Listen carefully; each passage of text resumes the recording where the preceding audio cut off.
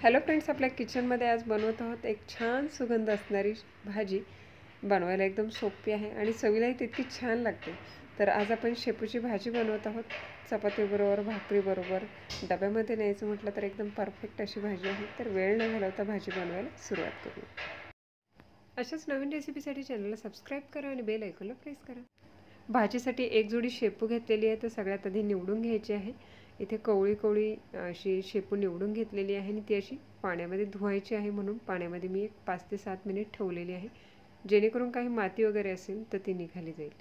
कापण्याआधीच मी या पद्धतीने शेपू जे आहे ना 3 ते 4 पाण्याने स्वच्छ धुवून घेत असते.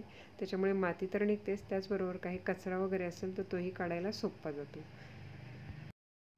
भाजी धुवून झालेली आहे. त्यानंतर अशी ही चाळणीमध्ये निथळायला ठेवलेली आहे. चांगली ही सुकली की मग अशी ही प्लेटमध्ये काढून घेतलेली आहे आणि त्यानंतर आपल्याला ही बारीक कापून घ्यायची आहे. भाजी कापून जर धुतली तर त्यातली सगळे जीवनसत्व जे असतात ते निघून जातात. त्याच्यामुळे ही कापायच्या आधीच धुवून घेतलेली आहे. त्यानंतर एकदम बारीक अशी कटरवर सुरीने किंवा विळीने आपल्याला जे सोयीस्कर असेल त्याने बारीक अशी शेपू कापून घ्यायची आहे. धुवून थोडंसं पाणी जे आहे ना चांगलं सुकलं, त्याच्यामुळे शेपू कापायला देखील एकदम बारीक अशी कापली जाते. इथे पाहू शकते. तर एकदम बारीक अशी सगळी शेपू कापून झालेली आहे. भाजीसाठी इथे कढई गरम करून घेतलेली आहे. तर त्यामध्ये फोडणी घालूया. पाव चमचा जिरं टाकलेलं आहे. जिरं चांगलं फुललं की याच्यामध्ये हिरवी मिरची आणि लसूण हे असं वाटण करून घेतलेलं आहे आणि हे वाटण केलेलं आपण ह्या भाजीसाठी वापरणार आहोत. हिरव्या मिरच्यांचं प्रमाण आपल्या आवडीप्रमाणे आपण कमी जास्त घेऊ शकता. थोडीशी तिखट अशी ही भाजी खायला छान लागते. हिरवी मिरची मिक्सरला वाटून किंवा खलबत्त्यामध्ये कुटून जर घातली तर भाजीची चव जी आहे ना खूप छान लागते. नॉर्मली या भाजीसाठी मिरच्या आपण कापून टाकत असतो, पण अशा कुटून जर घातल्या तर चव छान येते. 2 चिमूट हिंग देखील यामध्ये टाकलेला आहे. आता लसूण आणि हिरवी मिरचीचं जे वाटण घातलेलं आहे त्याचा कलर चेंज होतपर्यंत आपल्याला हे परतून घ्यायचं आहे. लसणाला हलकासा सोनेरी कलर आलेला आहे. तर आपण जी कापून घेतलेली शेपू आहे ती आता याच्यामध्ये टाकून घेणार आहोत.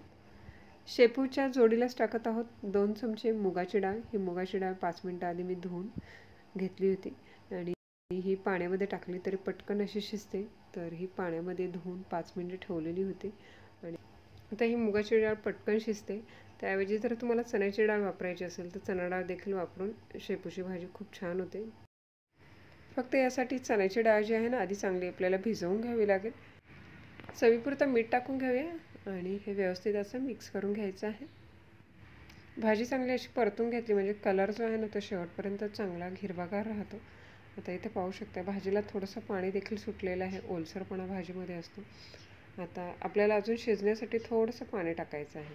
तर मी इथं अर्धी वाटी पाणी टाकलेलं आहे. मिक्स करून घेऊया आणि आता गॅस मी इथं मीडियम टू लो फ्लेमवर ठेवलेला आहे आणि झाकण ठेवून 8 ते 10 मिनटासाठी ही भाजी शिजवून घेतलेली आहे. 10 मिनटानंतर पाहू शकता भाजीमधलं पाणी देखील चांगलं आटलेलं दिसत आहे आणि मुगाची डाळ आहे ती अशी ट्रान्सपरंट दिसत आहे. म्हणजे डाळ जी आहे ना आपली चांगली शिजत आलेली आहे. तर बोटावर एखादा दाणा घ्यायचा आहे, प्रेस करून पाहायचं आहे. तर डाळ जी आहे आपली शिजलेली आहे आणि सगळ्यात शेवटी आता आपण इथं 2 चमचे भाजलेले शेंगदाण्यांचा कूट टाकणार आहे. थोडासा जाडसर असा कूट असेल तर खायला छान लागतो. तर मिक्स करून घेऊया आणि भाजीमधलं पाणी जे आहे ना ते चांगलं आटवून घ्यायचं आहे. नाहीतर खाताना भाजी जी आहे ना पानसट लागते. तर भाजी देखील व्यवस्थित शिजलेली आहे.